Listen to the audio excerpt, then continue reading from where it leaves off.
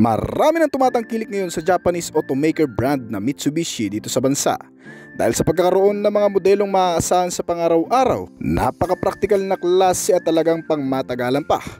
Isa pa, ang mga modelong nagmumula rin dito ay hindi magpapahuli sa modern specs and features, kagaya na lamang ng tatalakayin natin. Mga bagong modelo na naman ng brand nakakalabas lang din sa merkado na posibleng madala sa bansa sa mga susunod na buwan o di naman kaya ay susunod na taon. Ang top 5 new model ng brand na siguradong magugustuhan mo, na tatalakayin natin ang kabuang detalye at nilalaman kasama ng presyo nito. Pero bago yun, syempre, kung bago ka pa lamang po dito sa aking channel, baka naman kaibigan po nyo maklik ang subscribe button pati na ang notification bell para naman mag-update ka palagi sa mga video na gagawin ko pa. Alright, simulan na natin to!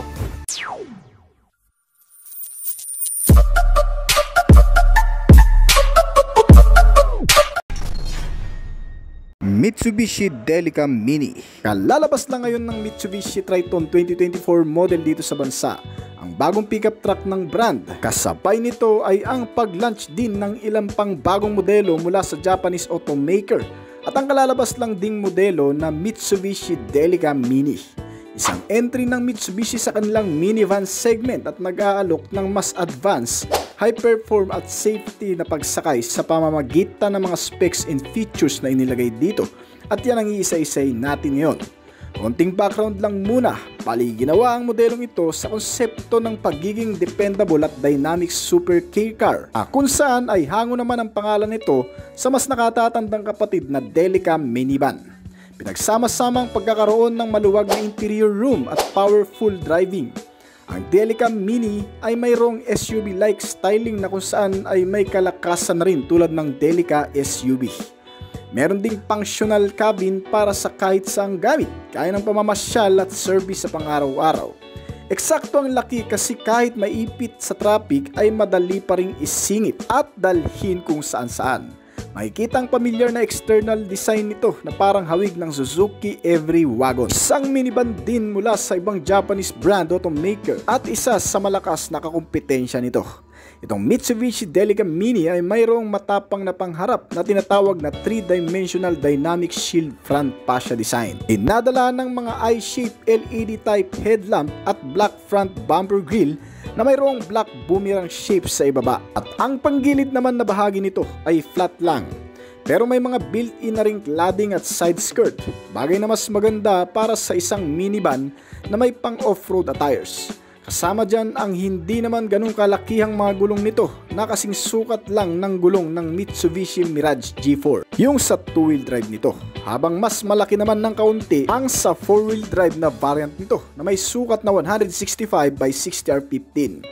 Naka-tubeless stars at alloy na mags, may 5 pintuan at mayroon ding kakaibang design na panglikod na bahagi nito. Makikita itong L-shaped LED tail lamp at horizontal rear bumper reflector para sa magandang visibility lalo na sa madidilim na kondisyon. Nasinamahan pa ng front and rear bumper skirt para sa addition ng overall looks nito. Bagamat maliit ay napakasulit. Well, masasabi mo na talagang compact, fully set ang design ng external nito.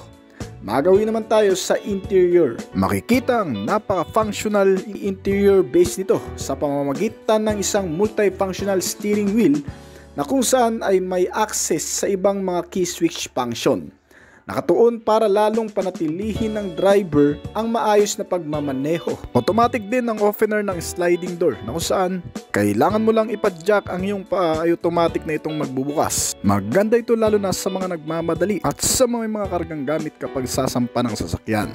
May 4 na seating capacity at isang maluwag na rear cargo space para sa mga bagahe, gamit na malalaki at kung ano-ano pa. Ang mga seats nito ay di-adjustable at foldable na rin. Nakatela pa ang cover pero maganda na rin dahil ito ay waterproof. At sa front dash naman ay mayroong makikitang 10-inch display infotainment system kasama ang iba pang sistema at libangan gaya ng mga connectivity sa cellphone. May Apple CarPlay at Android Auto.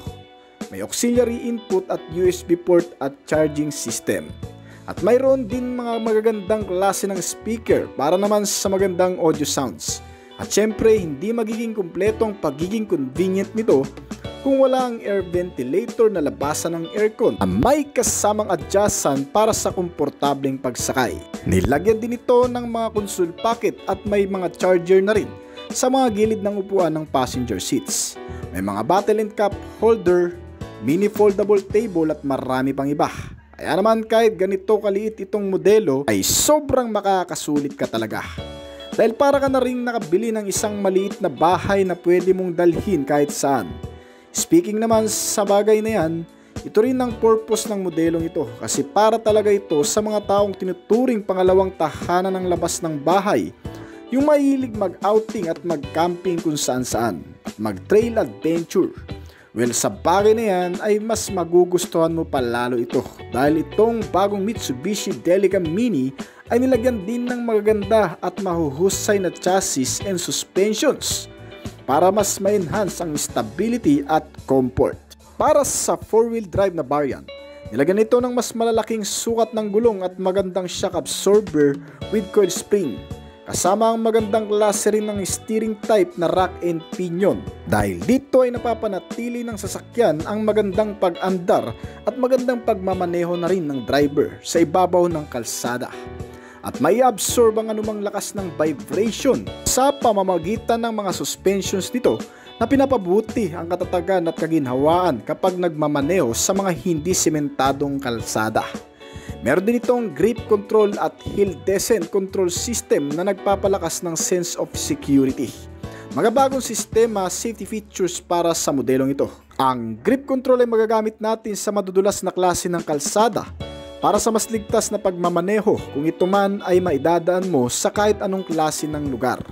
Ito man ay maputik o madulas, ang bawat pag-ikot ng mga gulong ay kinokontrol ng preno upang mas masuportahan ang mahigpit na hawak mo sa manubela kapag naidadaan sa mga ganong klase ng kondisyon. Ang hill descent control system naman ay ang otomatikong nagpapanatili sa mababang bilis ng sasakyan kapag maidadaan mo naman ito sa mga pababang kalsada o yung matatarik na lugar para mas masecure ng driver ang pagmamaneho sa mga ganong kondisyon lalo na kung madulas ang pababang kalsada. Bukod pa dyan, itong bagong minivan ay mayroon pang isang advanced safety features na tinatawag na MI Pilot na ang ibig sabihin ay Mitsubishi Intelligent Pilot, isang driver assistant technology at may kasamang active safety technology.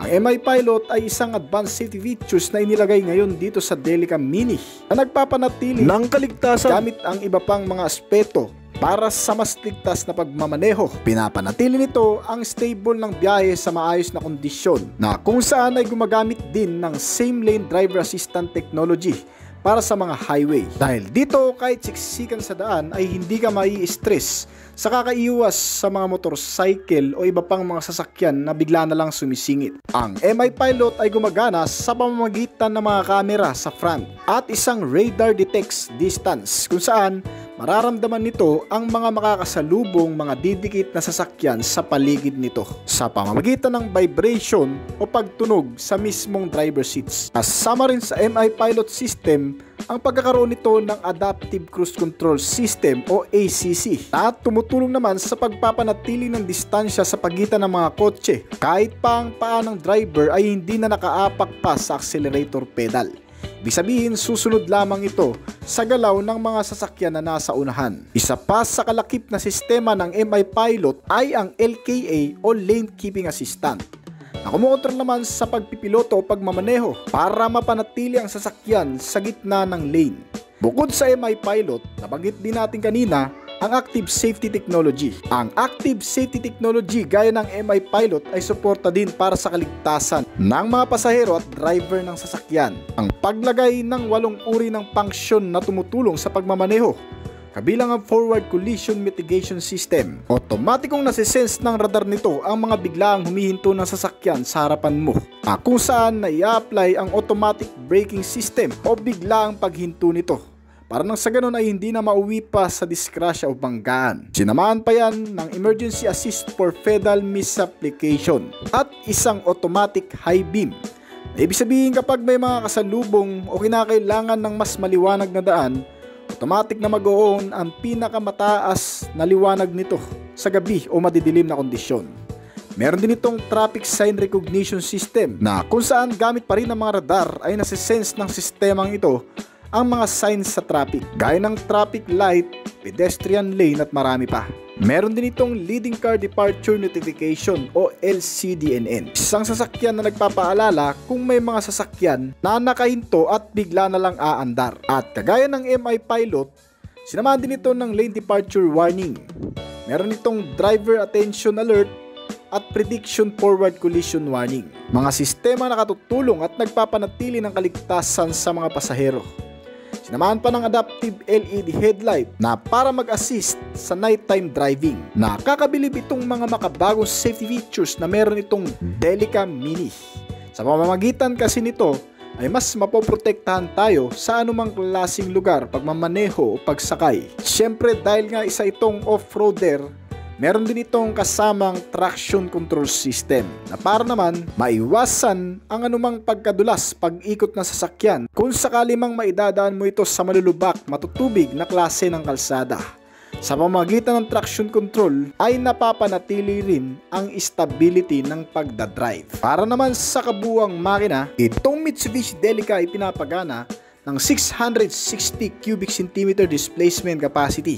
May 3 cylinder ang natural aspirated engine nito at may kasamang turbocharge with intercooler system. Kahit anong bilis ng arangkada ay mas naayos ang pagsunog ng gasolina sa pamamagitan ng pinalamig na hangin na nanggagaling sa intercooling system nito. Kaya naman ang combustion chamber ay gumagawa rin ng magandang biyahe o magandang pag-andar ng makina na nagresulta naman ng mas mataas na compression ratio na 12.0 at may bore stroke size na 62.7mm habang ang automatic transmission type nito na CVT ay gumagawa naman ng maximum output na 52 horsepower sa kada 6,400 RPM at 64 to 100 Nm ng torque. Kaya naman ang average speed na rin na nagagawa nito ay umaabot ng 140 km/h. Not bad na rin para sa isang minivan.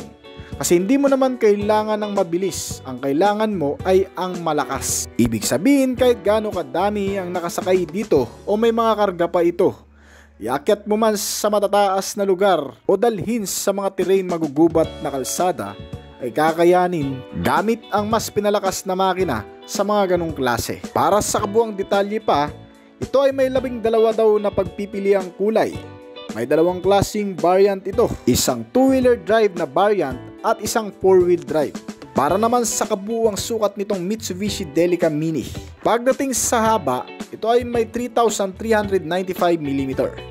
Ang buong lapad nito ay 1,475mm at kabuuang taas na 1,830mm.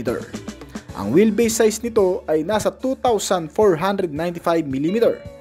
May buong bigat ito na 1,030 kg. May 5 pintuan at 4 na upuan. Hindi rin hassle na gamitin lalo na kung papasok ka dito kahit mga siksikan pa. Kasi naka-sliding ang rear door nito. Ang paglabas nitong Mitsubishi Delica Mini ay kasabayan din ng ilan pang modelo ng Mitsubishi gaya ng Triton at iba pang mga bagong Mitsubishi car na isusunod na rin nating talakayin dito. Ito ay posible ring dalhin sa Philippine market o baka nandito na nga. Yan ang dapat mong abangan kung nagnanais ka nitong Mitsubishi Delica Mini. Para naman sa kasalukuyang presyo, ito ay nilabas sa bansang Japan pa lamang. Mula sa pinaka-standard variant, ito ay nagkakahalaga ng 687,962 pesos. Mura na yan kung tutuusin. Pero pagdating naman sa pinaka-top variant nito na 4-wheel drive, ito naman ay nagkakahalaga ng 853,000 pesos 661.38. Mitsubishi Delica D5. Isang panibagong modelo na naman ang posibleng dumating ngayong taon sa bansa ang inilabas ng Mitsubishi para sa karagdagang lineup ng mga modelo sa bansa. Isang sasakyan na para sa malakihang pamilya dahil sa pagkakaroon nito ng 8 to 9 seating capacity o higit pa. Ang minivan na pang off-road na rin at talagang naglalaman ng napakaraming features, mga advanced sense of technology, maging ang malakas na engine specs na meron ito. Ang Mitsubishi Delica D5, magiging entry ng brand para sa kanilang minivan segment dito sa bansa na naglalaman ng mga advanced na katangian mula sa loob at labas. At yan ang isa-isin natin ngayon. Sa mga hindi nakakaalam, Itong modelo ay mayroong mga previous model na rin. Inilabas ito noong pang 90s at nasundan ng ilan pa noong 2016 at hanggang sa kasalukuyan. Ang simpleng van sa paglipas ng panahon ay binago at pinagpapatuloy ang produksyon magpahanggang ngayon at mas ginagawang moderno pa. Pero ngayon 2024 may bali-balitang susubukan muli ng brand na dalhin itong modelo sa Philippine market sa pamamagitan nitong Delica D5. Hango ang Delica name sa pinaikling delivery car na naglalayong mapuna ng pangangailangan ng bawat magmamay-ari at gagamit nito. Kung pampamilya na may higit sa 7 o 8 miyembro o kaya naman pang deliver at pangkargamento at mga nagdadalawang isip na bumili ng isang SUV car dahil sa limitadong space, mas mahal na presyo at hindi maganda sa off-road. Ang bagong Delica D5 ang nababagay para sa iyo. May dalawang klaseng pagpipili ang variant ang modelong ito, ang standard variant at ang urban gear nito. Ang bawat isa ay nagmamay-ari ng kanya-kanyang disenyo at estilo depende sa taste ng makakakita. Mula sa panlabas na disenyo ng standard variant, kapansin-pansin ang SUV attire na pormahan nito. Matikas at protektadong pakiramdam ang dinadalang kapansin-pansin na disenyo ng modelong ito. With high prestige at ang frontal face, makikita ang makapal na front grille na may geometric honeycomb pattern. Ngunit, pagdating naman sa isang variant nito na urban gear, ang front end design ay may solid metal black. Pinaiwatig nito ang sopistikadong pakiramdam sa pagkakaroon ng modernong mga katangian. Ibig sabihin, ito ang top variant ng Delica D5. Ang parehong variant ay may newly adapted form vertical multi-LED headlamp at makapal na front bumper grille ang mas nagpabago sa buong itsura ng Delica. At para magkaroon ng isang matigas at sopistikadong muka, nakaposisyon naman ang clearance light nito sa mas mataas na portion para mas gumanda at mapahusay ang visibility habang nasa ibaba ang headlamp para naman mas makita ng maliwanag ang kalsada sa gabi. At upang mas mapabuti ang functionality at security na rin. Sa bawat side portion nitong modelo, makikita din ang mild curve ng mga fenders, mga garnish side seal at fairings. Akma-akma sa buong estilo ng body nito. Kaya hindi lang van, may pagka-premium pa. Meron din itong malalapad na tires na naka-tubeless at alloy na mags na may kabuang sukat na 225/55/18 habang sinusuportahan ng magagandang klase ng suspensions na inilagay dito. At syempre, Mitsubishi yan mga kaibigan, kaya hindi sisirain ng brand ang reputasyon sa paggawa nito. Nilagyan ng MacPherson strut sa front suspension, isang particular form independent suspension sa front axle na nagpapatibay ng steering rod at nagsisilbing absorber ng kahit anong vibration kung maidadaan mo man sa mga malulubak o mababatong kalsada. Ito rin ang mga ginagamit ng ibang brand para sa kanilang mga unit na inilagay din sa modelong ito. Ang rear suspension naman ito ay naka-multi-link na kaya ring tumanggap ng anumang klase ng lubak. Habang ang mga safety measure naman na meron ng modelong ito, gaya ng brakes, ay mas pinatatag sa pamamagitan ng inilagay na klase ng disc na may ventilasyon o tinatawag na ventilated disc type. Ito ang klase ng brake na inilagay din sa mabibilis na kotse para mas garantisado ang pagbabawas ng speed at mga biglang pagpipreno sa mga hindi naasahang pagkakataon. Ang bagong Delica D5 ay nilagyan din ng bagong makina na 2.3 liter Maybach turbo diesel engine o kabuang 2,359 cubic centimeter displacement capacity na inline 4-cylinder dual overhead camshaft with 16 valve na may kasamang supercharged na IC turbo na nagko-compress sa air intake para dumami at mapalakas ang mga pumapasok na hangin sa loob ng engine nito na nagre-resulta sa paggawa ng pinakamalakas na power output para sa kabuang displacement na 2.3 liters. Kaya naman ang nagagawang bore and stroke size nito ay 86.0 mm at 97.6 mm habang ang compression ratio naman nito ay 14:1. Ang bagong Delica D5 ay ginamitan din sa fuel supply system ng fuel injected type at may kabuang fuel tank capacity na 64 liters. Malayo-layo na rin daw ang mararating nito dahil kahit may kalakihan ay may katipiran naman sa consumption. Kaya nitong umubos ng 1 litro sa loob ng 13 km na layo o 13.6 km per liter habang nakakonekta ang kabuang makina sa isang transmission type na automatic na may 8-speed variable gear shifting at naka 4-wheel drive na kayang mag-produce ng maximum output na 174 horsepower sa kada 3,500 RPM at 380 Nm ng torque naman sa kada 2,800 RPM. Kaya itong bagong modelo na Delica D5 ay may average top speed na umaabot ng 165 hanggang sa 170 km/h. Ang mil na yan ay sapat para pamahalaan ng anumang klase ng kalsada mapa-on and off-road.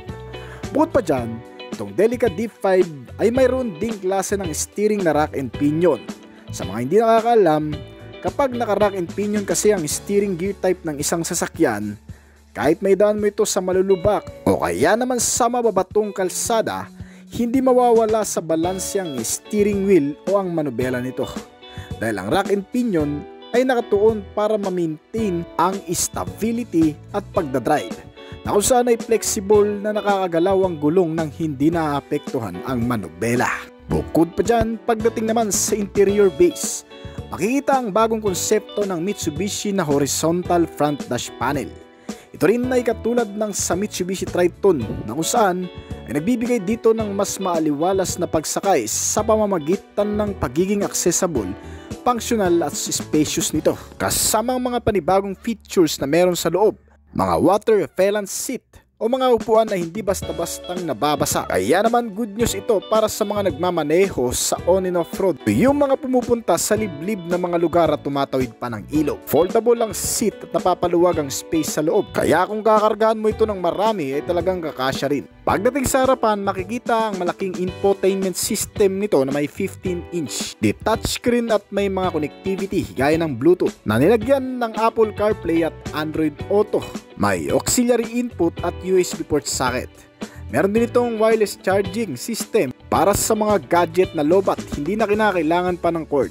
Ilalapag mo lamang ito at automatikong magcha-charge na. Sinamahan na rin niya ng convenient at comfortable features gaya ng pagkakaroon nito ng dual aircon system na may climate control. Napapanatili nito ang katamtamang lamig na kinakailangan lamang ng mga pasahero. Meron din itong kasamang center console armrest with center console pocket at may mga bulsa na rin sa kada gilid ng mga pintuan.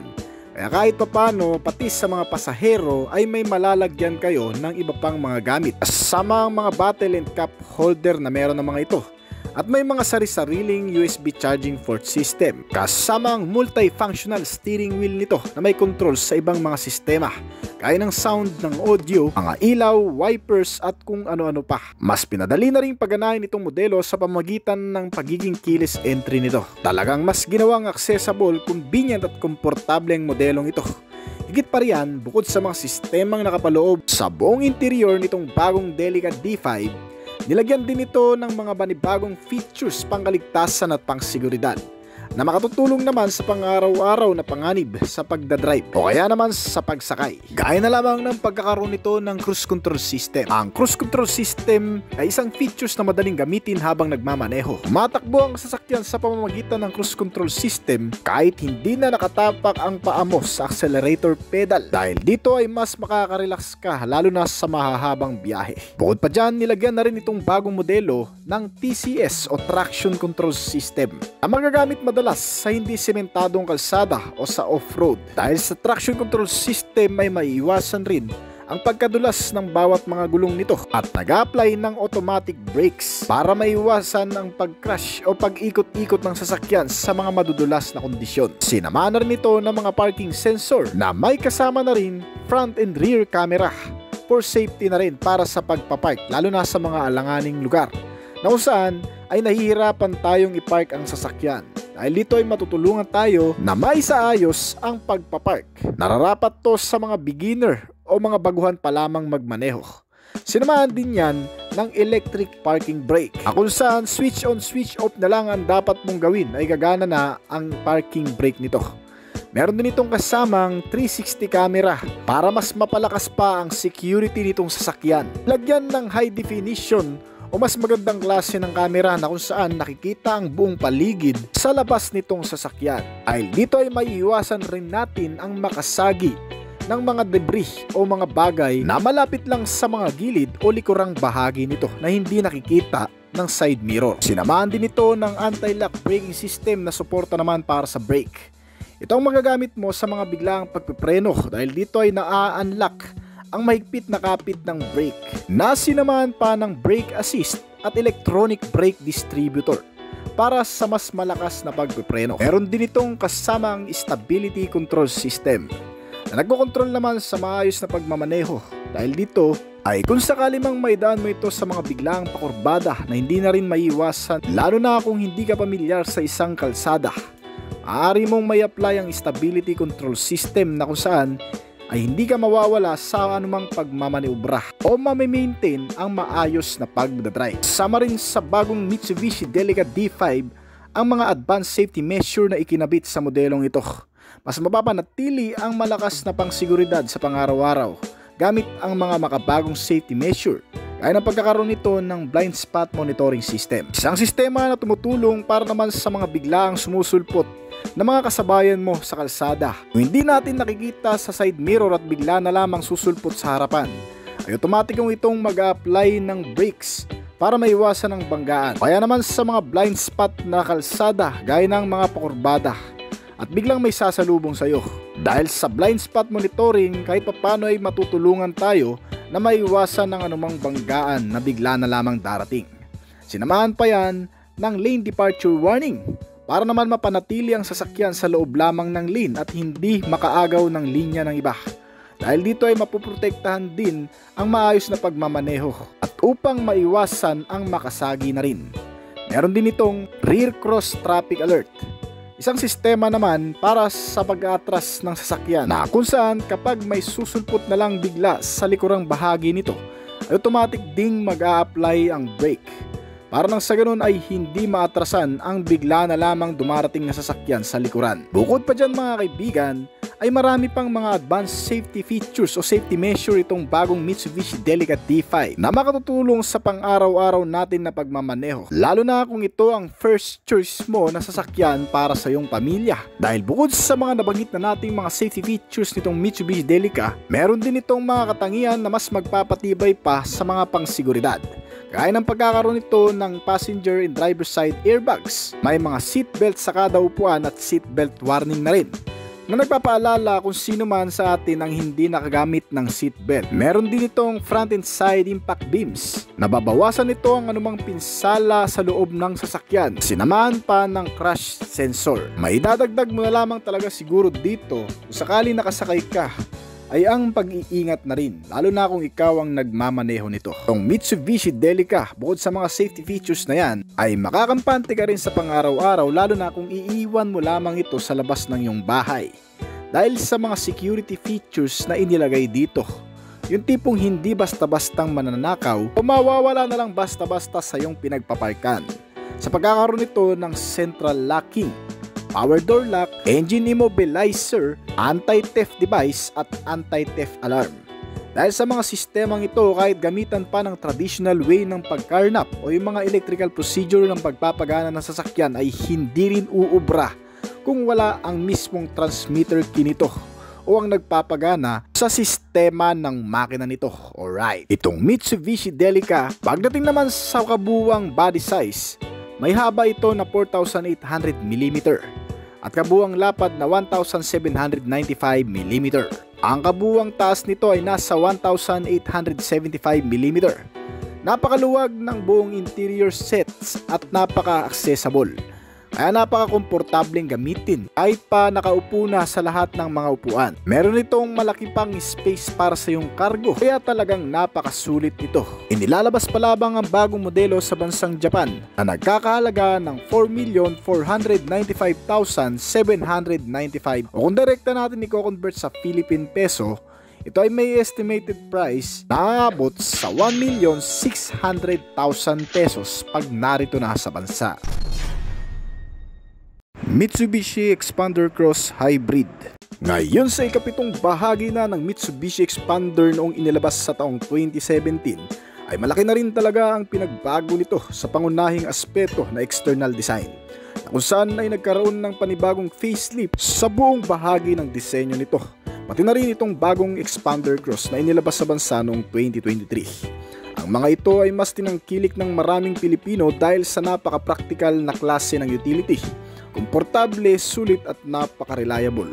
Higit sa lahat, ito rin ay may katipiran kumonsumo ng fuel. Pero ngayong taon ay may panibagong Expander Cross na naman ang inilabas sa bagong update nito. Ang Expander Cross HEV o Hybrid Vehicle na. Mas pinaganda, pinatipid at mas pinalakas. Ang bagong Cross ay nalinya na ngayon bilang isang modernong MPV car 7-seater na electronically powered by hybrid capability. Ang hybrid system na inilagay sa bagong modelong Cross ay naghahatid ng eco-friendly at kapanapanabik na karanasan sa pagmamaneho.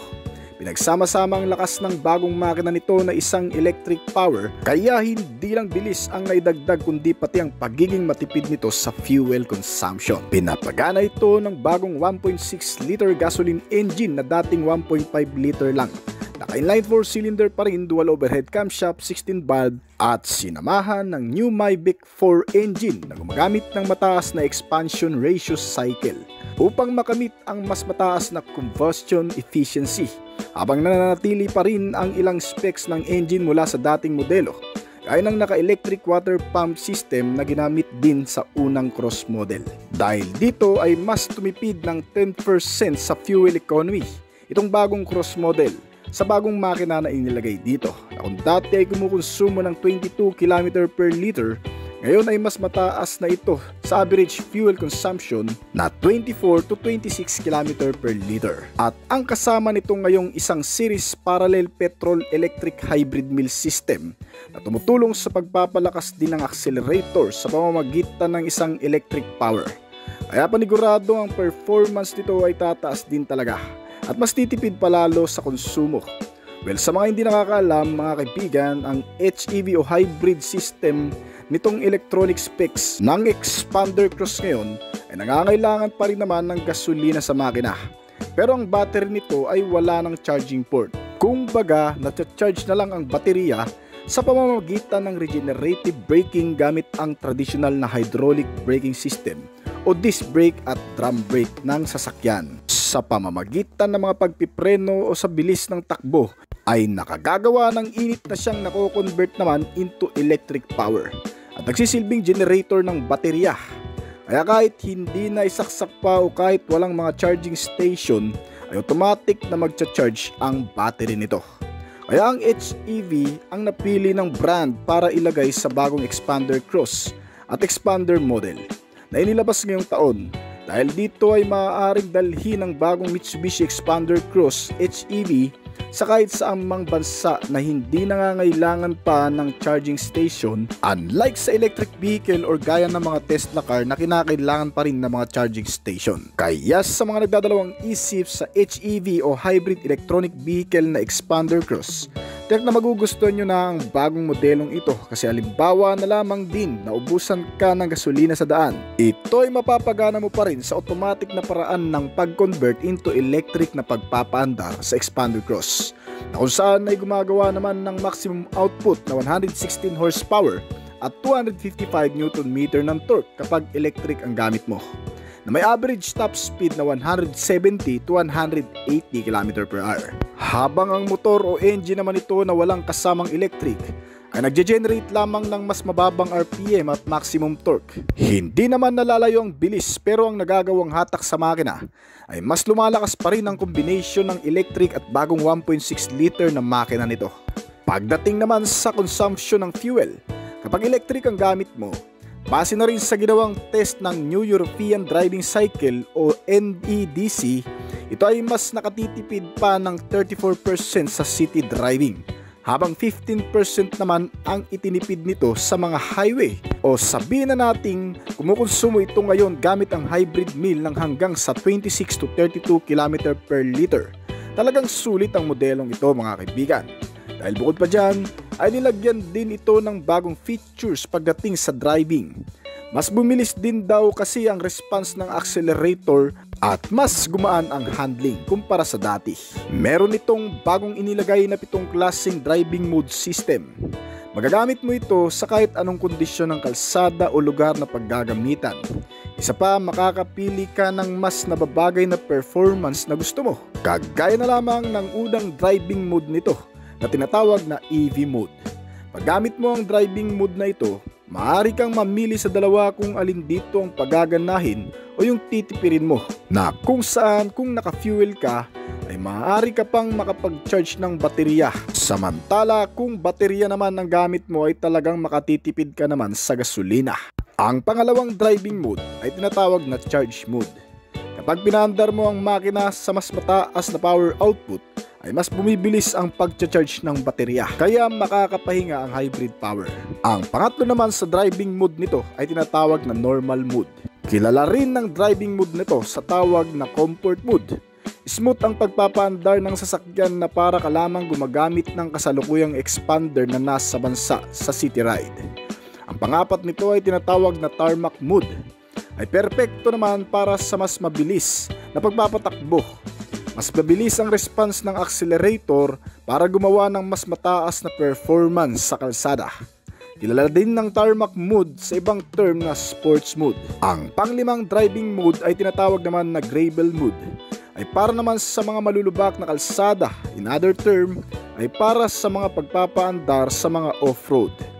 Ang panganim nito ay tinatawag namang mud mode. Of course, para naman ito sa mga mapuputik na kalsada. At ang pinakahuli ay ang wet mode, na para naman sa mga matutubig na lugar. Kung papansinin sa external, ay halos walang pinagkaiba sa kasalukuyan na expander cross ang buong disenyo nitong bago. Maging ang body figure, hugis at sukat. Pero kung susuring maigi, makikita sa front grille ang kaunting pagbabago sa shape at pagkakaroon nito ng badge ng HEB malapit sa front logo nito, pati sa tailgate at sa side-to-side fender panel ay mayroon din nakalagay. Kaya madaling ma-identify lalo na ng mga expander cross owner ang pagkakaiba ng mga ito. May mga naka-LED type na headlamp, daytime running light at tail lamp, mas madaling makikita sa gabi. Sa loob ng interior cabin ng Mitsubishi Expander Cross Hybrid, naroon pa rin naman ng ilan sa mga pamilyar na features nito, gaya ng mga komportableng seats na foldable, de-adjustable at makakargahan na malalaking gamit o bagahe, lalo na kung itutupi mo ang lahat ng mga upuan nito sa rear portion. Ang hybrid Mitsubishi Expander Cross ay mayroon ding bagong 8.0-inch colored liquid crystal display LCD meter gauge na nagpapakita ng kumpletong impormasyon, particular sa mga hybrid system nito, kaya ng power meter na nagsasaad ng eco power at charge status ng zinc sa accelerator control. Makikita rin ang impormasyon patungkol sa EV driving efficiency at natitirang baterya, kaya maagapan mo kagad ang pagkalobat nito. Kasama rin sa makikita mo sa instrument panel screen ang 7 driving mode nito na nagbibigay daan sa madaling pagpili habang nagmamaneho. At pagdating naman sa center console panel, makikita rin ang new shifting lever frame ng gear selector kasama ang 9-inch infotainment touchscreen display ay mayroon ding kakaunting pagkakaiba sa dati na sinusuportahan ng Apple CarPlay at Android Auto at ilang pang mga connectivity gaya ng Bluetooth, smartphone, FM and AM radio, USB and auxiliary input at mas pinagandang audio sounds nito. Ang iba pang mga features na makikita sa bagong Expander Hybrid ay ang mga heat reflecting leather seats na kung saan bagamat naka-leather ang cover seat ay hindi nag-absorb ng init sa balat. Talagang matibay. May kasama ng mga center armrest, foldable at de-adjustable pa. Kasama ang iba pang mga bagay na makikita mo sa loob nito ay ang mga bottle and cup holder with vanity mirror, mga front and side pocket, console pocket at glove box compartment. Kasama ang keyless ignition system nito at mga control, pati na ang multifunctional steering wheel na may mga switch function. Halos kumpleto na nga ang buong sistema na magpapakonvenience sa'yo habang nakasakay ka dito. Maging ang pagiging komportable sa biyahe ay talagang hindi mo nahahanapin pa dahil sa pagkakaroon ng magandang aircon system with heater at power window. Meron din itong kasamang cruise control system para naman sa hindi nakakangalay na pagmamaneho nito. Dahil dito ay kahit hindi mo natapakan pa ang accelerator pedal o yung gasolina ay automatic pa rin itong tatakbo sa nakatakdang bilis. Bagay ito sa mga nagmamaneho papunta sa malalayong lugar. Meron din itong mga panibagong safety features para mas mapalakas ang pangkaligtasan. At syempre, dahil itong Expander Cross Hybrid ay pwedeng gamitin sa off-road, nilagyan din ito ng traction control system para sa kahit anong kondisyon ng kalsada ay makakasabay ang pag-ikot ng gulong nito para iwas pagkadulas o pag-skid ng mga gulong nito, lalo na kung may dadaan sa mapuputik, matutubig at mababatong lugar. At narito pa rin sa modelo ang safety features nito na Active Yaw Control System. Isang makabagong dinevelop na feature sa pangkaligtasan para mas makontrol na maayos ang driving at ang brake force sa mga emergency braking sa pagitan ng kaliwa at kanang mga gulong nito. Dahil dito ay mapapanatili ang magandang biyahe. Meron din itong accelerator control system. Sa pamamagitan nito ay naitatransmit ang posisyon ng accelerator sa engine control. Pinipigilan ng sistemang ito ang biglang pag-andar kapag hindi sinasadyang matapakan ng driver ang accelerator pedal nito. At meron din itong kasamang steering control system na kapartner naman ito, na kung saan sa pamamagitan naman ito ay naisasaayos ang handling at control ng manubela, lalo na sa mga biglaang pakurbada at alanganing lugar. At sinusuportahan din ng stability control system. Itong sistema naman ay tumutulong sa mas maayos na pagmamaneho kung may dadaan mo ito sa mga lupain, mababato, malulubak o kaya naman mapuputik at madudulas na kalsada, o kaya naman yung mga biglaang pakurbada na rin. Ito ang sistema na magagamit mo para ma-manage pa rin ng maayos ang kontrol ng manubela sa mga ganong klaseng kondisyon. Meron din itong electronic parking brake na may kasama ng auto hold. Ito ay hindi na ginagamitan ng manual o dihilang lever para ma-activate ang parking brake, dahil ito ay auto switch on and off na lang. Bukod pa dyan ng ilan pa sa mga particular safety features nitong bagong Expander Cross na meron din sa lumang modelo ay pagkakaroon nito ng electronic brake distributor. Nagpapatibay ng kapit ng brake at nagpapahina ng takbo lalo na sa mga pababang kalsada. Meron ditong ABS o anti-lock braking system na siyang nag-a-unlock naman ng brake kapag nagamit mo ito sa mga biglaang pagpepreno, na sinamahan pa ng brake assist. Meron din itong hill start assist control system na magagamit mo naman sa mga paahon na kalsada, dahil kahit nakatigil ang sasakyan sa mga biglang paakyat ay hindi ito basta-bastang uus-us pababa ng bundok kahit hindi ka nakatapak sa brake pedal. Sinamahan pa ito ng traction control system na magagamit mo naman sa malulubak, mababato, matutubig na lugar, dahil dito ay may iwasan din ang pagkawala sa balanse ng pagmamaneho. Sinamahan pa ito ng speed sensing door lock. Habang tumatakbo ng mabilis itong sasakyan, ay otomatikon namang naglalak ang mga pintuan nito para nang sa ganon ay hindi basta-bastang mabuksan, lalo na kung mabilis ang takbo nito. At syempre hindi nawawala dito ang mga basic safety features gaya ng airbags sa driver and passenger, mga seatbelt, front and side impact beams, may crash sensor at marami pa. At para naman sa security features, itong modelo ay naroon pa rin ang 5 klaseng security features nito na mag-iingat naman sa modelo kapag ikaw ay walang sariling parkingan sa bahay at iniiwan mo lamang ito sa labas, na kung saan ay hindi basta-bastang magagalaw, mapapastart o makakarnap ng kahit na sino na magtatangka dito kung wala ang mismong transmitter key nito. Dahil sa pagkakaroon nito ng central locking, power door lock, engine immobilizer system, anti-theft alarm at anti-theft device, na siyang tumutulong para maingatan ng mabuti itong sasakyan lalo na kung unattended tayo 24 oras. Itong Expander Cross ay inilalabas pa lamang sa bansang Thailand ngayong taon, kasama ng paglabas ng kapatid nito na si Expander na pareho ng mga naka-hybrid electronic power. Mitsubishi Montero Sport Elite 2024. Siguro napabilib ka na ng modelong ito sa maraming pagkakataon. Isang Japanese car manufacturer ang nagpakilala sa bansa ng isang magarang SUV car na may dalang modernong katangian at napakasulit at napaka-reliable sa praktikal na presyo na pangmatagalan na. Ang Mitsubishi Montero Sport 2024 model, ang isa sa pinakapopular na 7-seater car dito sa Pilipinas. Isa din sa mga nangungunang pinakamabentang sasakyan na pampamilya, dahil sa kahit papano ay hindi ka mahalan.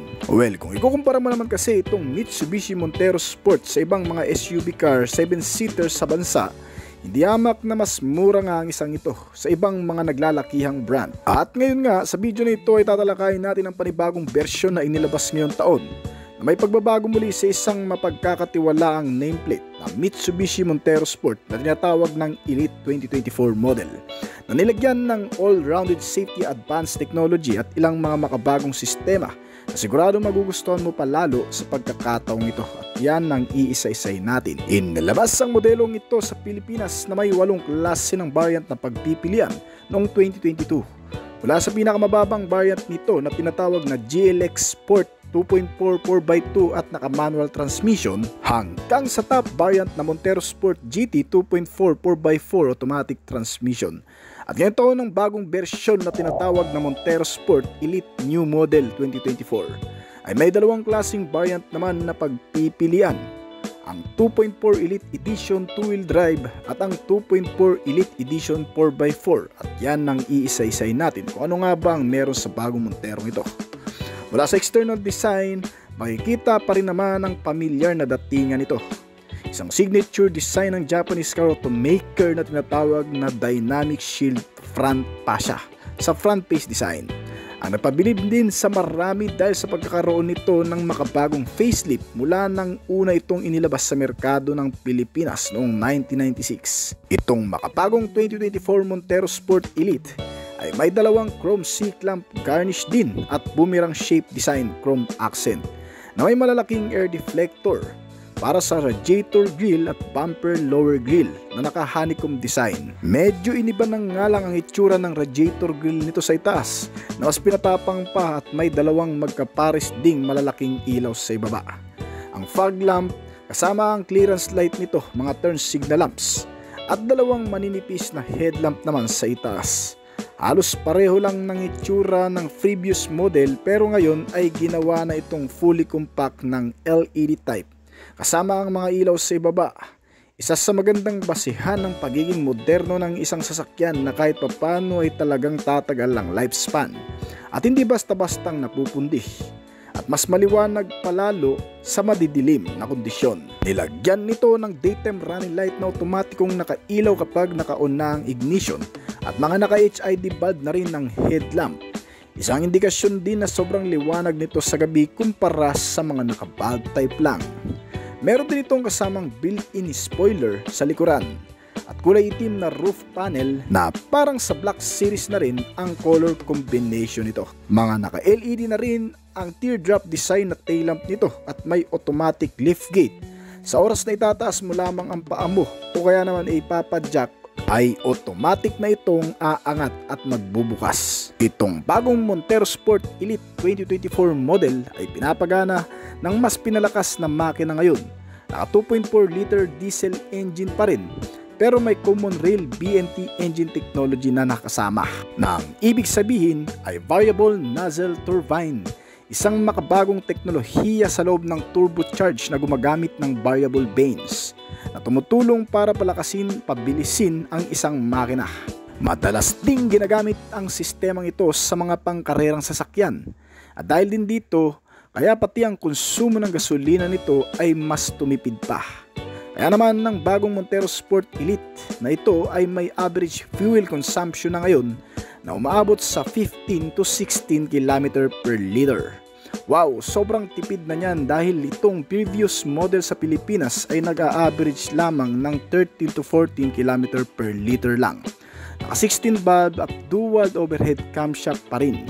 At ang alinman sa automatic o manual transmission naman ito ay gumagawa ng mas malakas na RPM na may 184 horsepower sa kada 3,500 to 4,000 RPM. May maximum torque na 430 Nm, kaya ang average na top speed din nito ay paniguradong tataas din. Sa dating umaabot lang ng 185 to 190 km per hour sa highway. Wala pang malinaw na top speed itong bago pero siguradong lalakas din talaga sa makabagong teknolohiya na nakapaloob sa makina nito ngayon. Ang bagong Mitsubishi Montero Sport Elite ay may mga bago at napakagandang features din para panghawakan ng anumang uri o kondisyon ng kalsada. Mula sa 2-wheel drive train high range system ay madali nang ilipat sa 4-wheel drive high-ridge system para sa full-time control ng mga gulong nito. Nakatutulong din ito para mapahusay ang kaligtasan lalo na sa mga basang kalsada, madudulas at mababato, na kung saan ay inoon lang ang knob ay otomatikong i-convert na nito ang 4-wheel drive system sa drivetrain.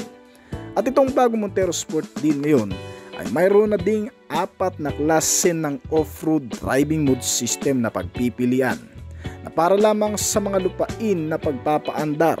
Ang unang driving mode nito ay tinatawag na gravel mode. Para sa mild na mababato, malulubak na kondisyon ay magagamit mo ang driving mode system na ito. At para naman sa pangalawang driving mode nito, ito naman ay tinatawag na mud mode o kaya naman snow mode, na para naman sa mapuputik o mga basang lupa o kaya naman sa mga nag-i-snow na lugar.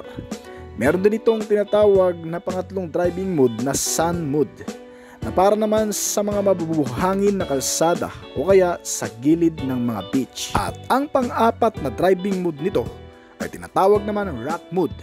Ito yung kahit na may daan mo sa may malalaking batong kalsada, mga terrain o kaya mga magugubat na lugar ay tiyak na makakaandar ka. Kaya sobrang high-tech na nito ngayon na pwedeng-pwede na sa off-road use. At sa interior naman, makikita ang mga bagong kulay ng cover seats nito. Mga naka-synthetic leather cover lamang with heat reflecting naman na hindi mainit sa balat at napaka-komportable pa. Meron itong power adjustable lumbar support para mas maging relax kapag upuan, lalo na kung sa mahabang biyahe. Defoldable din ito para kung sakaling may mga ikakarga ka naman sa likuran ay mapapaluwag mo ang cargo space nito. Pati ang steering wheel o manubela nitong bagong Montero Sport Elite ay iba na rin sa dati. Gaya ng sa Triton na ngayon ang itsura nito, o kaya naman sa bagong Expander Cross ang kahawig na may pattern ng horizontal axis. Nilagyan ng maraming remote control system para sa entertainment, mga buton na makikita sa gilid ng manubela, kaya ng sounds, phone calls at driving information display. May bago rin itong LCD type instrument meter panel gauge na nagbibigay ng mas malawak na impormasyon. Napakalinaw na nito at napakaganda. Para sa anumang driving ay makikita mo ng malinaw ang mga driving mode system o papagbalit-balit ng mode nito. Malabas dito kabilang ang speedometer, fuel gauge, mileage, RPM at marami pang iba mga notification. Meron din itong sterilized aircon blower na tinatawag namang Nano X technology, na kung saan ay naglilinis naman ng mga hangin na pumapasok sa loob nitong sasakyan. Kaya nitong alisin ang anumang virus, pati na rin ang bad odor o malalansang amoy sa loob nito. Marirefresh ang hangin at gaganda ang amoy. Bukod pa dyan ang ilan pang mga safety features na idinagdag din sa bagong modelong ito, ay siguradong nagugustuhan mo din dahil pinalawak ang pangkaligtasan at pangsiguridad nito. Nilagyan ito ng bagong safety sense ng Mitsubishi na tinatawag na Diamond Sense.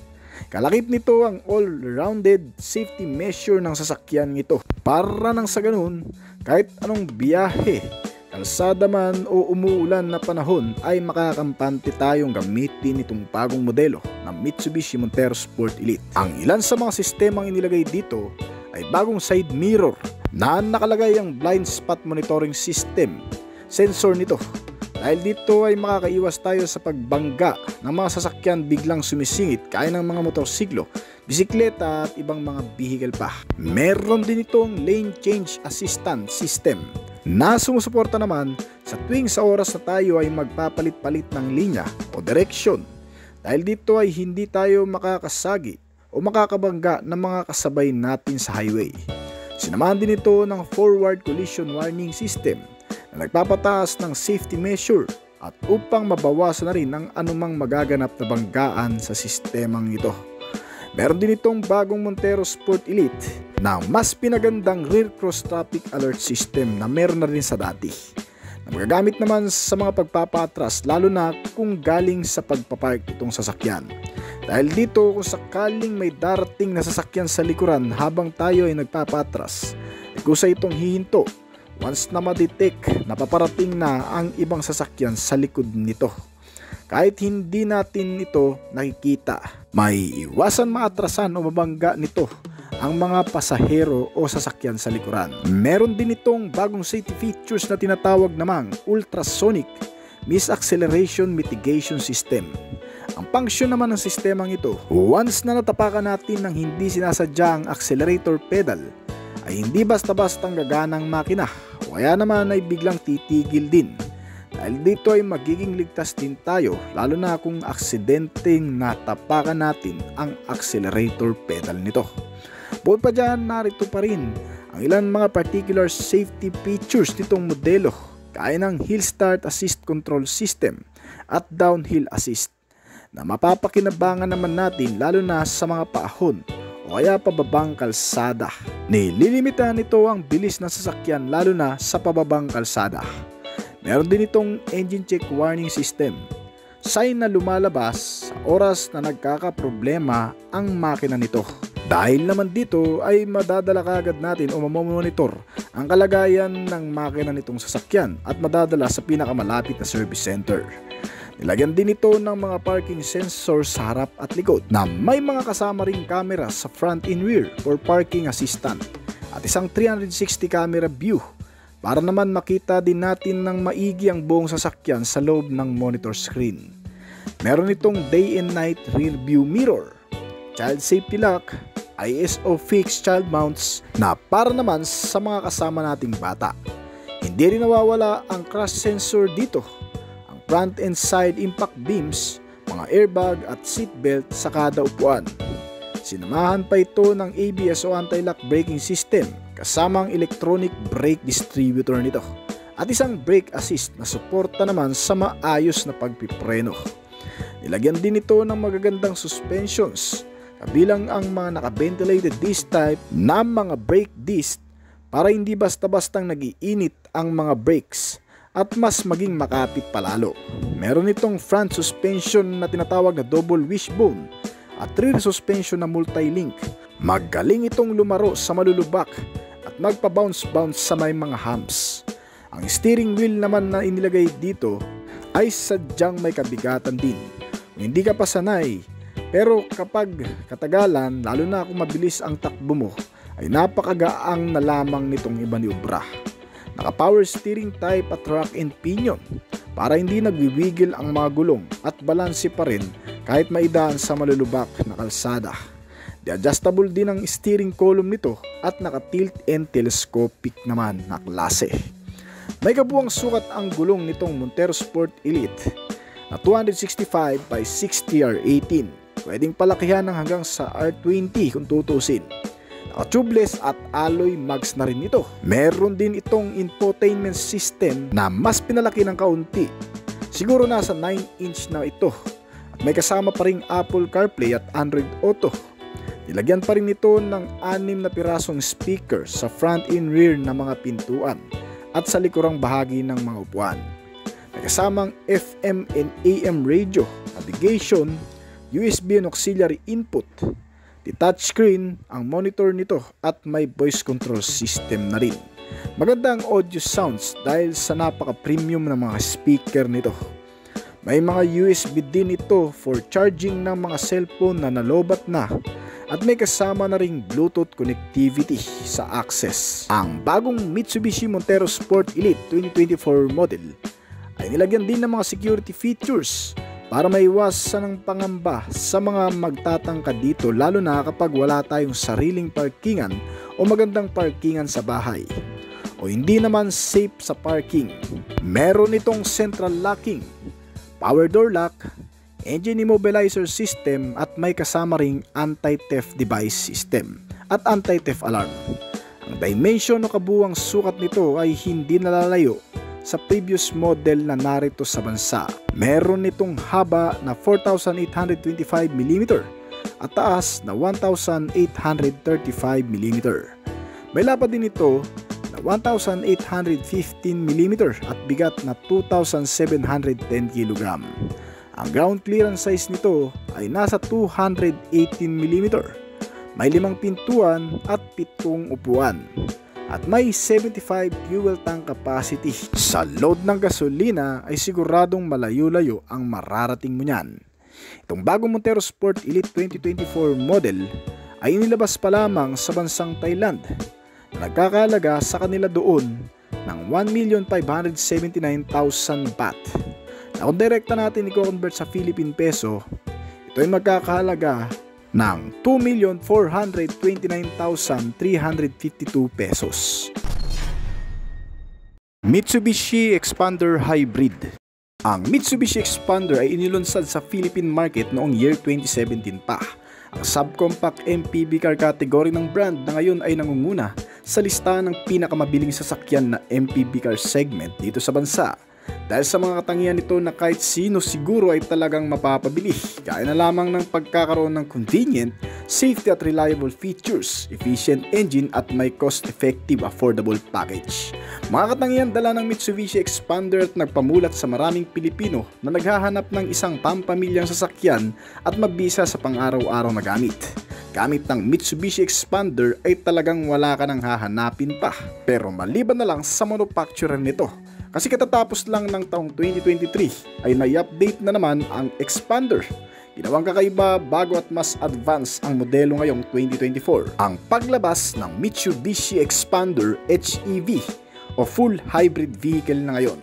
Isang magandang update ng modelo na kung saan ang dating lakas ng makina at tipid sa gasolina ay mas pinaganda pa. Kasamang mga pangkaragdagang safety and security features na meron ito ngayon at yan ang iisa-isay natin. Ito'y opisyal ng inilunsad ng Mitsubishi Motors sa Thailand, ang pinakabagong modelo ngayon ng Expander na hybrid na. Kung saan itong modelo ay hindi na masyadong gumagamit ng gasolina sa engine para paganahin ito. Well, huwag kang mababahala kaibigan dahil ang modelong ito ay moderate na gumagamit pa rin naman ng fuel. Ito ay nakatuon lang para sa pagpapalakas ng mga electric vehicles sa iba't ibang panig ng mundo. Kaya matutuwa ka talaga sa bagong modelong ito. Bagamat binago ay hindi pa rin naman nagmamahal ang kabuuang presyo nito. Well, mapunta muna tayo sa kabuuang engine specs. Ano nga bang makikita mo sa bagong Expander na hybrid? Ito ay may series parallel petrol electric hybrid mill na tinatawag na e-motion technology ng brand. Ito ay binubuo na ngayon ng 1.6 liter Mavic natural aspirated engine sa dating naka 1.5 liter lang. Kaya paniguradong ang performance nito ay tataas din. Well, sa mga hindi nakakaalam, mga kaibigan, ng HEV o hybrid electronic specs ng Expander ngayon ay nangangailangan pa rin naman ng gasolina sa makina. Pero ang isang bagay na maganda rito, bukod sa gasolina ay mapapaandar na rin ito sa pamamagitan ng electricity power. Bagamat hybrid vehicle na, malaki pa rin ang pagkakaiba nito sa ilang mga electric vehicle na hindi gumagamit ng gasolina. Gaya na lamang ng baterya nito na wala ng charging port. Kumbaga, nagcha-charge na lang ang battery sa pamamagitan ng regenerative braking gamit ang traditional na hydraulic braking system o disc brake at drum brake ng sasakyan. Sa pamamagitan ng mga pagpipreno ay nakagagawa ng init na siyang nako-convert naman into electric power at nagsisilbing generator ng battery. Kaya kahit hindi na isaksak pa o kahit walang mga charging station ay automatic na magcha-charge ang battery nito. Kaya ang HEV o hybrid electronic vehicle ang napili ng brand para ilagay sa bagong Expander na inilabas. At dahil dito ay maaaring dalhin ng bagong Mitsubishi Expander HEV sa kahit saang mang bansa na hindi nangangailangan pa ng charging station, unlike sa ilang electric vehicle or gaya ng mga Tesla car na PHEV. Kinakailangan pa rin ng mga charging station, kaya sa mga piling bansa lang din nakakarating. Kaya sa mga nagdadalawang isip sa HEV o hybrid electronic vehicle na Expander, tiyak na magugustuhan nyo na ang bagong modelong ito. Kasi halimbawa na lang din na ubusan ka ng gasolina at hindi mo napansin ang fuel gauge, ay automatic pang maiko-convert into electric ang pagpapagana sa makina nito, na kung saan ay gumagawa naman ng maximum output na 116 horsepower at 255 Nm ng torque kapag electric ang gamit mo. May average top speed na 165 to 170 km/h, habang ang gasoline engine ay nag-generate ng 95 horsepower sa kada 5,100 RPM at 134 Nm ng torque naman sa kada 4,000 RPM.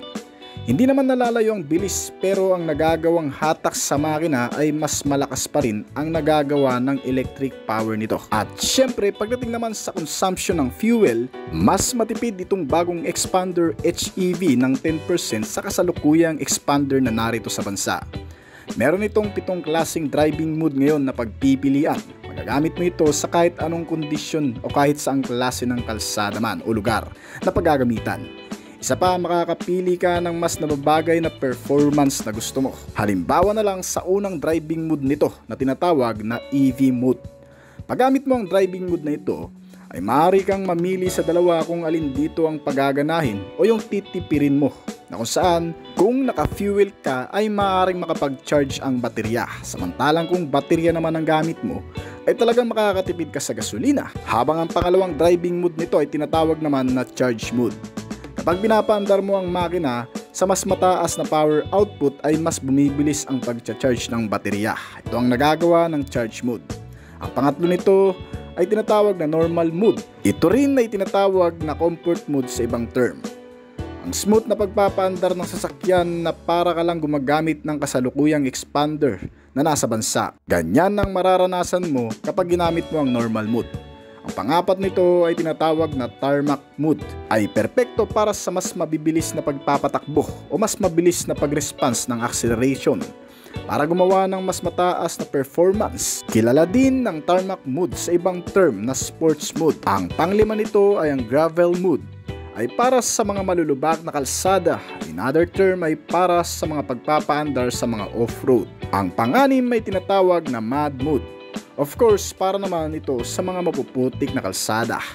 At ang pangpito ay tinatawag na wet mode, na para naman sa matutubig na lugar. Ganyan ka-high-tech ang bagong modelo ngayon na Mitsubishi Xpander na may 7 pagpipili ang driving mode. Papansinin sa external ay halos walang pinagkaiba sa kasalukuyang Xpander ang buong disenyo, maging ang body figure nito. Pero kung susuriing maigi, makikita sa front grille ang kaunting pagbabagong shape dito sa grille. At pagkakaroon nito ng badge ng HEV malapit sa front logo nito. Pati sa tailgate body ay mayroon ding HEV na nakalagay. Kaya madali pa rin ma-identify lalo na ng mga Xpander owner ang pagkakaiba ng mga ito. May mga naka-LED type na headlamp, daytime running light at tail lamp. Mas madaling makita sa gabi. At sa loob ng interior cabin, ang Mitsubishi Xpander Hybrid ay mayroong bagong 8.0-inch colored digital instrument cluster na nagpapakita ng impormasyon particular sa mga hybrid system nito, gaya ng power meter na nagsasaad ng eco power at charge status ng zinc sa accelerator control. Makikita rin ang impormasyon tungkol sa EV driving efficiency at natitirang baterya. Kaya maagapan mo kagad ang pagkalobat nito. Kasama rin sa makikita mo sa instrument panel screen ang drive mode na nagbibigay daan sa madaling pagpili habang nagmamaneho. At pagdating naman sa center console, makikita rin ng new shifting lever frame ng gear selector. Kasama ang 9-inch infotainment touchscreen display ay mayroon ding kaunting pagkakaiba sa dati na sinusuportahan ng Apple CarPlay at Android Auto at ilan pang mga connectivity gaya ng Bluetooth, smartphone, FM and AM radio, USB and auxiliary input at mas pinagandang audio sounds nito. Ang iba pang mga features na makikita sa bagong Xpander Hybrid ay mga heat reflecting leather seats na kung saan bagamat naka-leather ang cover seat ay hindi nag-absorb ng init sa balat at talagang matitibay. May kasama ng center armrest, foldable at di-adjustable pa. Kasama ang iba pang mga bagay na makikita sa loob nito ay ang bottle and cup holder, vanity mirror, mga front and side pocket with console pocket at glove box compartment. Kasama ang keyless ignition system nito, mga control pati na sa multifunctional steering wheel na may mga switch function. Halos kumpleto na nga ang buong sistema na magpapa-convenient sa iyo habang nakasakay ka dito.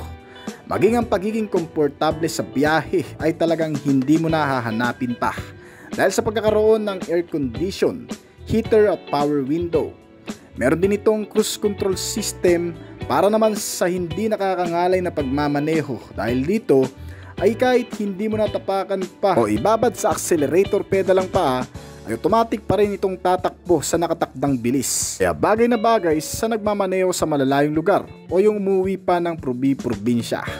Meron din itong mga panibagong safety features para mas mapalakas ang pangkaligtasan. At syempre, dahil nga itong Mitsubishi Expander ay pwede na ring maggamit ng maigi sa off-road, nilagyan ito ng traction control system para sa kahit anong kondisyon ng kalsada ay makakasabay ang pag-ikot ng gulong nito para iwas pagkadulas na rin o pagkawala sa balanse ng pagmamaneho sa matutubig, mapuputik, mababatong kalsada. Meron na rin itong tinatawag na Active Yaw Control, isang sistema na kumukontrol ng maayos sa pagmamaneho at sa brake force sa pagitan ng kaliwa at kanang mga gulong nito, na kung saan nagbibigay dito sa sasakyan ng maayos at balanseng pagandar kahit sa mga delikadong sitwasyon na kalsada man. Meron din itong kasamang accelerator control system. Sa pamamagitan nito ay naitatransmit ang posisyon ng accelerator sa engine control. Pinipigilan ng system na ito ang biglaang pag-andar kapag ang driver ay nakatapak sa accelerator pedal nang hindi sinasadya. At meron din itong kasamang steering control system na kapartner naman ito, na kung saan dito ay mas naisasaayos ang handling o control ng manubela, lalo na sa mga biglaang pakurbada.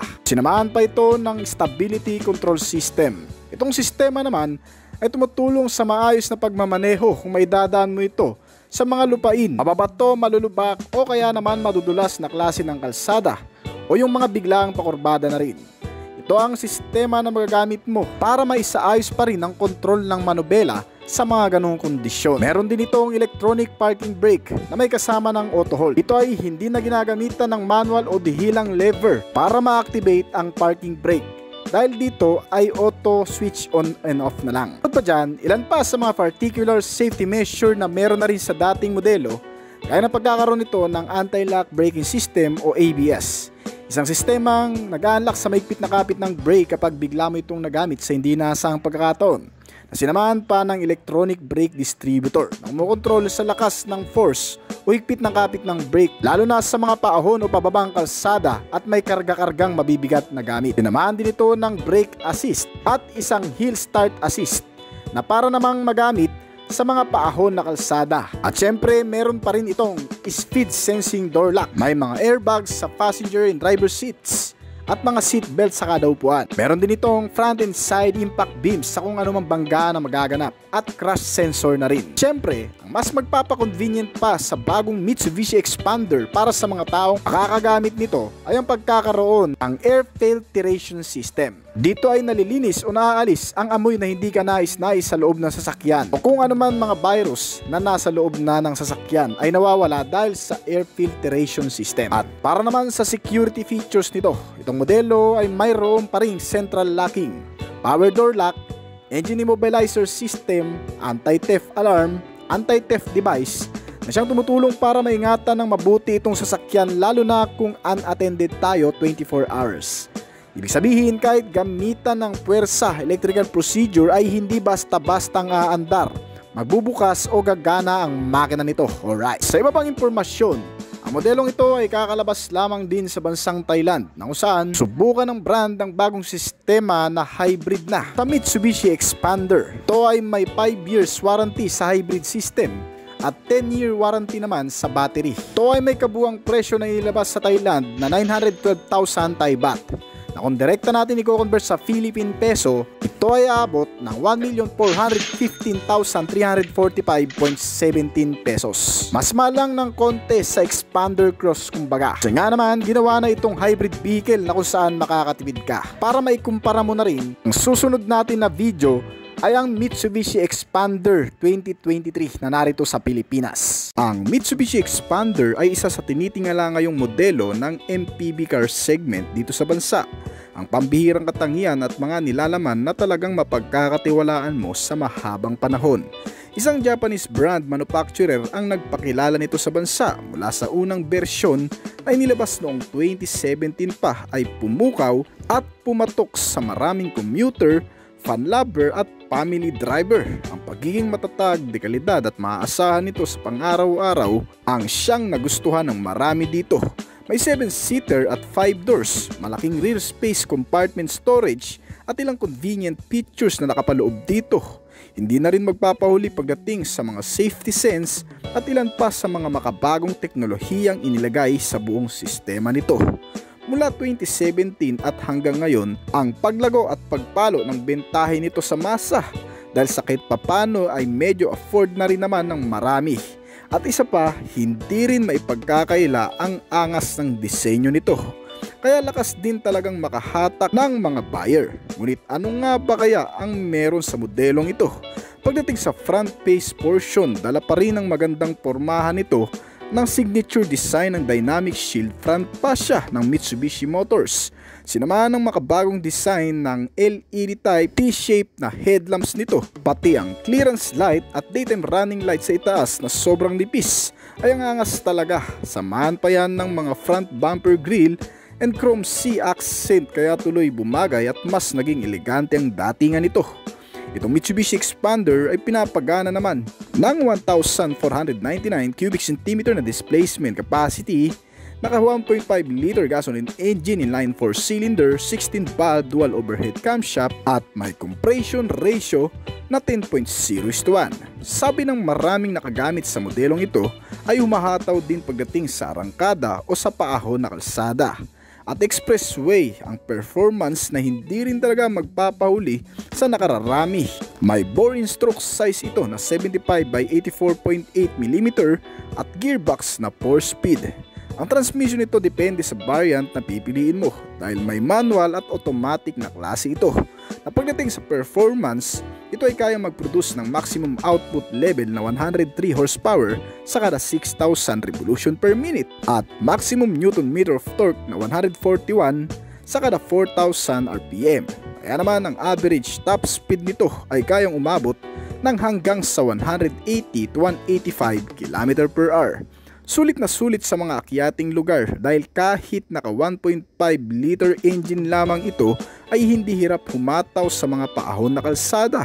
Ang isa pa sa maganda rito mga kaibigan na pagdating sa katipiran ay maaasahan mo rin talaga ang multi-point fuel injected type na fuel system na may 45 liters na fuel tank capacity ay kayang kumonsumo ng 23 km per liter sa highway at 12 to 14 liters naman sa mga city ride. Na-enhance na rin kahit papano ang fuel consumption nito na lumalabang sa ibang brand competitor. Bukod pa dyan, itong modelo ay sagana din sa mga bagong features pangkaligtasan, seguridad, pagiging convenient, komportable at pagiging accessible.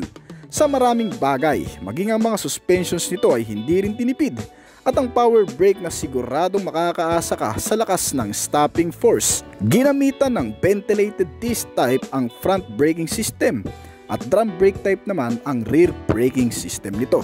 Sa pamamagitan din ng mga reliable suspensions ay kahit maidaan mo man sa malulubak o sa maraming mga humps o butas-butas na kalsada ay mapapanatili pa rin ang kalmado at banayad na pakiramdam habang idinadaan sa mga ganong klaseng kalsada. Ginamitan din kasi ng MacPherson strut sa front suspension nito at torsion beam with shock in coil spring naman ang rear suspension. Kaya makakaasa ka talaga sa komportableng pagsakay mo dito. Ang buong sukat naman ng gulong nito ay 205 by 55 R17, naka-tubeless tires at alloy na rin ang mags nito. Kung nalilitan ka pa sa size na yan, pwede mo pa namang i-convert ng hanggang sa size 18. Pagdating naman sa rear portion nito, makikita ang napakagandang design ng LED type na tail lamp nito ay may reflector na rin kasama sa ibaba. At dito sa pinakailalim ay makikita mo naman ang kanyang spare tire at napakalaking compartment storage na pwedeng paglagyan ng ibang mga gamit na may kasama na ring maliliit na pockets sa mismong ilalim nito. Ang mga upuan na sobrang komportable na rin, may center armrest, foldable rear seats at the-adjustable na rin ang driver seats nito. May mga headrest sa front and rear at naka-fabric upholstery ang cover seat nito. Pagdating naman sa entertainment, makikita sa dashboard ang 7-inch display na monitor screen na detached screen na rin with Apple CarPlay and Android Auto. May kasama na ring Bluetooth connectivity at mga speakers sa front and rear. May USB and auxiliary input at FM and AM radio. Kaya talagang hindi ka rin mababagot sa napakahabang biyahe o aantukin man. Meron na rin itong mga navigation system at integrated 2D in audio. Ang multifunctional steering wheel nito na kung saan narito na rin ang mga pindutan o off control ng ibang mga sistema pa dito. Bukod pa dyan, maganda at malakas na rin ang air condition system nito. Samahan pa yan ng aircon ventilator sa rear portion ay sobrang lamig na niyan kahit papano, kahit puno pa ang pasahero sa loob nitong sasakyan. At dito naman sa instrument panel, napakalinaw at sobrang informative, hindi na mahihirapan ang magmamaneho nito sa mga notification at indicator at mga sign na lumalabas dito gaya ng fuel warning light, digital odometer, electronic multi-trip meter, digital clock, tachometer at door ajar warning. Sobrang user-friendly. At para naman sa mga safety features nito mga kaibigan, ito ang magpapaganda sa isang sasakyan dahil dito ay mas nagiging kampante ka sa araw-araw na pagsakay. Nilagyan ito ng ABS o anti-lock braking system, isang sistema na nag-a-unlock sa mahigpit na kapit ng brake kapag biglaan mo itong nagamit sa hindi inaasang pagkakataon.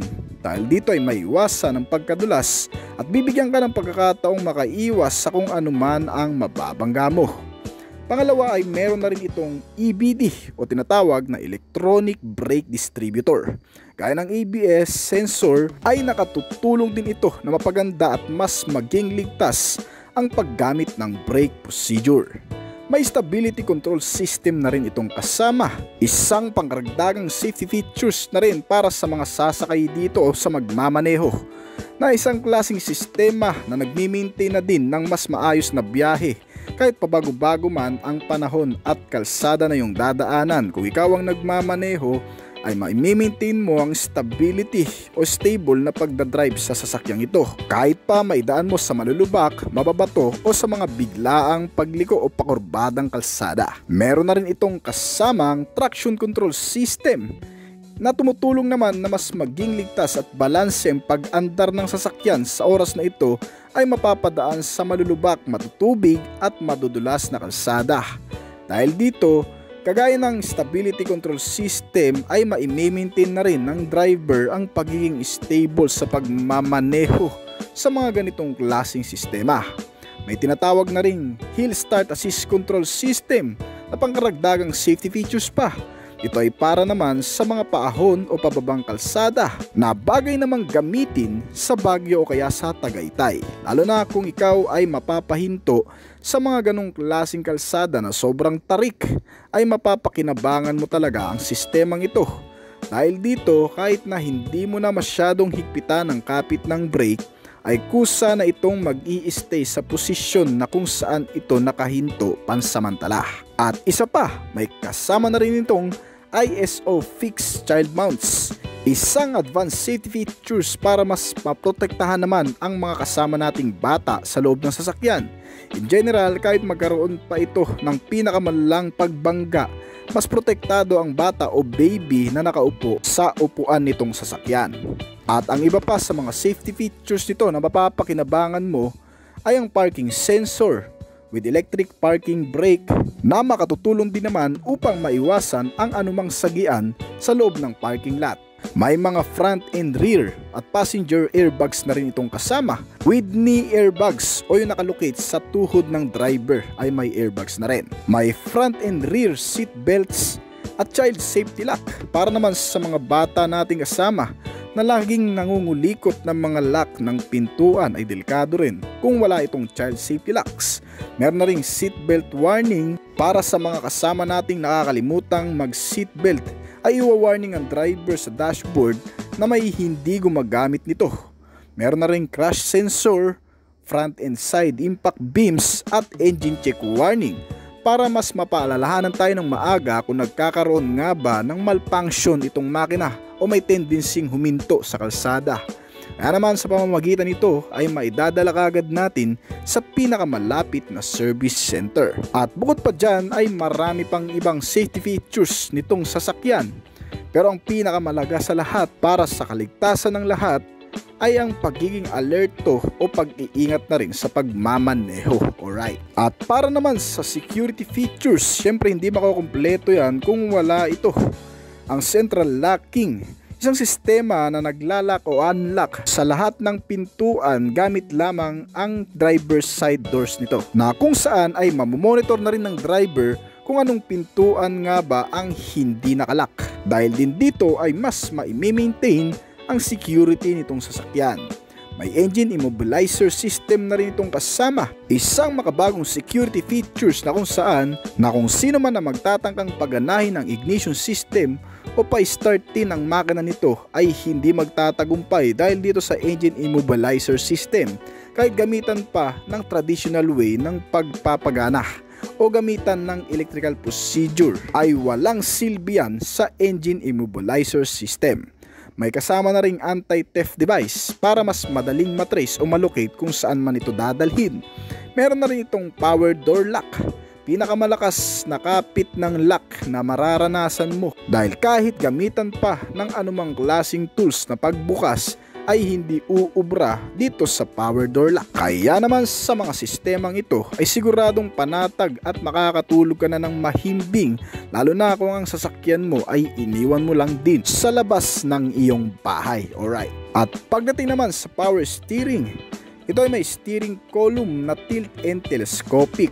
Di-adjustable na rin ang steering nito, kaya kahit gaano kakalaki ay ma-enhance mo ang maayos na posisyon mo dito. With rack and pinion, kaya malakas ang kabig at mas magaang imaniobra. Para naman sa dimension o kabuuang sukat nito, meron itong fuel tank capacity na 45 liters na nabanggit na natin kanina. May kabuuang bigat itong modelo na 1,260 kg. Ang gross weight nito ay nasa 1,840 kg, yung tipong punong-puno na ito ng karga. Ang kabuuang haba naman nito ay nasa 4,595 mm na may kabuuang taas na 1,750 mm. Ang kabuuang lapad naman nito ay nasa 1,750 mm at wheelbase size na 2,775 mm. Ang ground clearance nito ay nasa 225 mm. Kaya kahit sa mga malulubak o kaya matutubig na kalsada ay pwede mo pa ring isabak ito. Ang seating capacity naman nito ay 7-seater, kaya talagang pampamilya, may 5 pintuan at sobrang accessible. At itong Mitsubishi Expander 2023 model ay may 4 na klaseng variant na pwede mong pagpilian mula sa pinaka low end nito. Ang 1.5 GLX manual transmission na nagkakahalaga ng 1,068,000 pesos. At ang sumunod naman dito ay ang 1.5 GLX automatic transmission na may kabuuang presyo naman na 1,128,000 pesos. At ang top variant nito ay ang 1.5 GLS automatic transmission na nagkakahalaga naman ng 1,198,000 pesos. Yung mga nabanggit natin kanina na mga specs and features nito, kumpleto na itong top variant. Pero itong mga low variant natin na GLX automatic at manual, yung ilan sa mga sistema nito ay wala pa, pero secured at safe na rin naman sa ilang mga bagay. At ang pinaka premium variant naman nitong Mitsubishi Expander ay ang tinatawag na Expander Cross na nagkakahalaga naman ng 1,328,000 pesos dito sa bansa. Meron na tayong video niyan tungkol dito sa Expander Cross. Mas upgraded talaga ito kesa sa top variant ng Expander GLS. Pero kahit papano, hindi naman sila nagkakalayo sa kabuuang sistema at specs na meron din ito. Yun nga lang, nadagdagan din itong Expander Cross ng ilan pa sa mga bagong safety at security features. Alright, so hanggang dito na lamang po siguro ang ating video. Pero bago po tayo magtapos, ay nais ko po muna magpasalamat sa mga patuloy na sumusuporta, tumatangkilik at nag-aabang palagi sa mga video na ina-upload natin dito sa ating channel. Maraming salamat po at shoutout po sa inyo guys. Ngayon kung bago ka pa lamang po dito sa ating channel, baka naman kaibigan pwede mo maklik ang subscribe button pati na ang notification bell para naman ma-update kita palagi sa mga video na gagawin ko pa. This is Oblis Collection. Thank you!